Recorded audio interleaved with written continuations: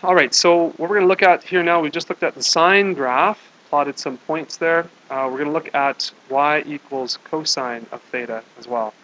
So sine theta and cosine theta are related, and who knows what the cosine of 0 is? We didn't have that on our chart. What's the cosine of 0? It is 1. Yeah, it's 1. Very good. What's the cosine of 30 degrees? Okay, 0.866. Okay. And the cosine of 45? Make that a little bit more accurate. Yeah, cosine of 45 is 0.7071. Now this is the exact same angle measure as the sine value. So at 45 degrees, sine of 45 equals cos of 45. Okay, that's what we learned here. All right. So if we continue along here, sine of cos of 60 is 0.5. Cos of 90 is 0. Okay, that's very good. So if we continue those points, and I'll just continue mapping those points here. So as we look at the cosine graph here, I plotted all the points of cosine of theta, and I'm going to just connect this with a smooth curve now. And what we see is that this looks very, very similar to the sine graph. As a matter of fact, it's the very same shape.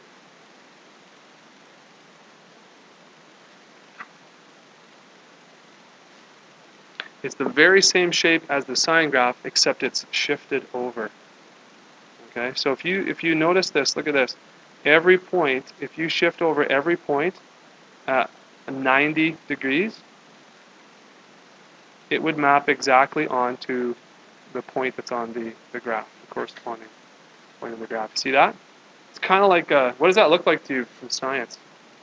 What does that look like? Yeah, it looks like a DNA strand, doesn't it? Okay? It's sort of like that. So that's the similarities and the differences. Y equals sine theta and y equals cosine theta. Okay? Any questions?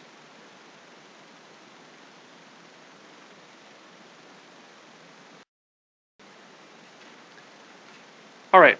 So we want to talk about some features of these graphs. And I want to explain to you, first of all, when we talk about periodic functions, okay, right here,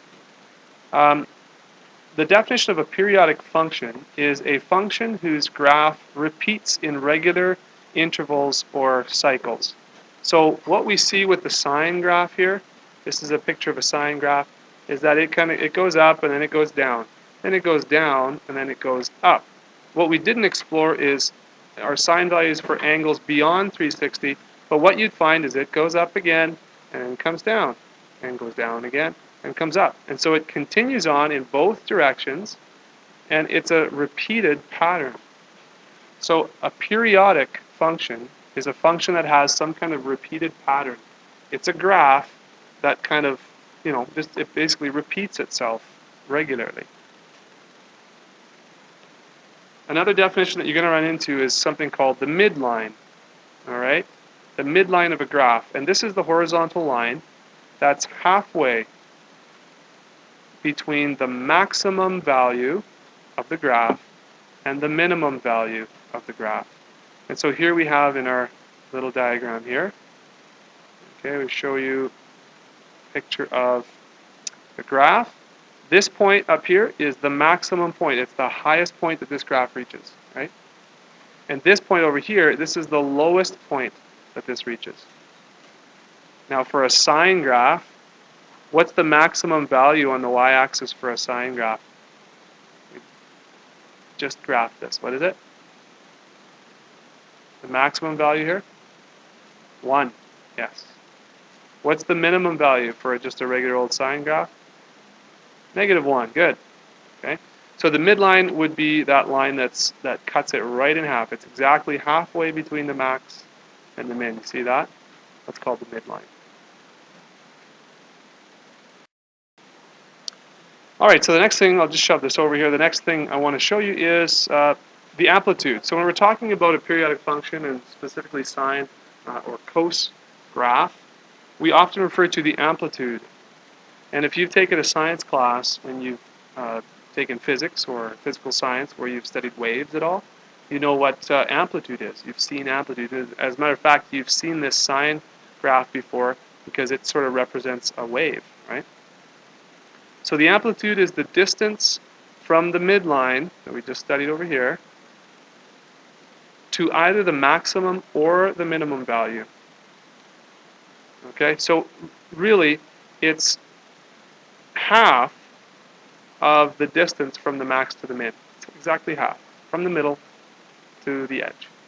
From the middle to the bottom. From the middle to the top. Whatever you want to call it. So this is the amplitude. Some waves have larger amplitudes. So some waves look like this. And this would be a sine wave as well, but it has a different amplitude. That has a much larger amplitude, doesn't it? Because here's the, this is the amplitude there. So that's called the amplitude. And it's always expressed as a positive number. It's like absolute value. All right, what we're going to talk about next is we're going to talk about the period of a function. And again, this is all on page 522 in your text if you're following along with me. And this is the Foundation of Mathematics 12 by Nelson, page 522. So if we're talking about a period, this is the length of the interval of the domain to complete one cycle. So it's the length of one complete cycle. Now, what's a cycle? Well, if we have a repeated pattern, it's the length of one section of the pattern, the part that's repeated. And so here would be the start point, here would be the end point of a completed cycle. You can also think of it the start point to the next start point. You see how this is the next start point here? There's two cycles right there, from here to here. And one cycle would be this, and this length right here is the period. Okay? So the period is the length of one cycle.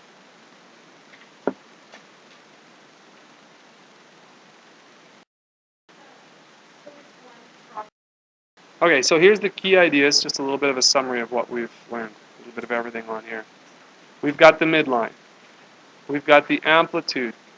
We've got the period, and yes, the period can be calculated from here to there, or from a crest, or the top maximum point, to the next maximum point. The length will be the same. So this is a graph of sine of x, okay? So this is 1 1/4, I guess, cycles, or 1 1/4 periods. This right here, if you notice this right here, guys, this second one, do you notice that the x-axis is different? Why would that x-axis be different? Why is this x-axis different? So if you remember from 8.1, 180 degrees is how many radians? Would be pi radians, right? Which would be about 3.14. So look at this.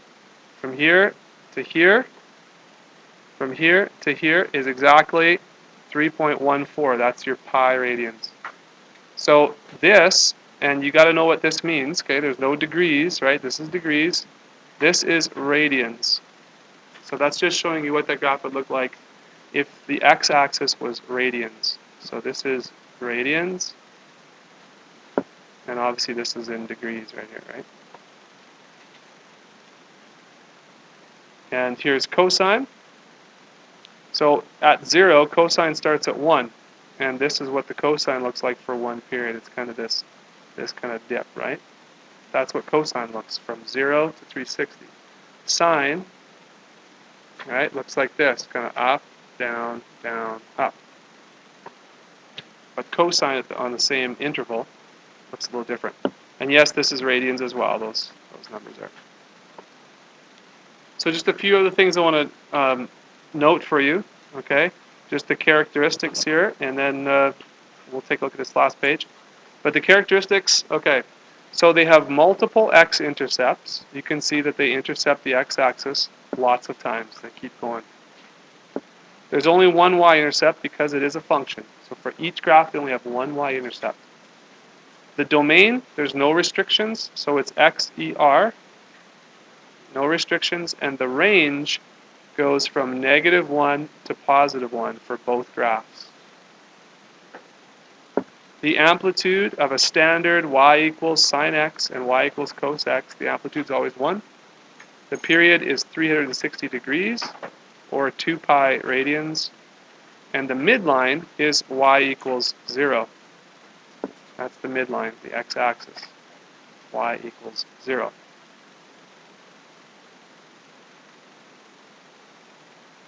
Again, these are all in your textbook, so you can have another peek at these. The last thing I just wanted to show you, which we've kind of already graphed ourselves, but the graphs of sine x and cosine x are congruent curves. That means they're exactly the same shape. They're just shifted. One is just shifted to the other. Okay? And they're shifted by 90 degrees. Okay, so those are some important characteristics of sine and cos. And I'll give you your assignment here.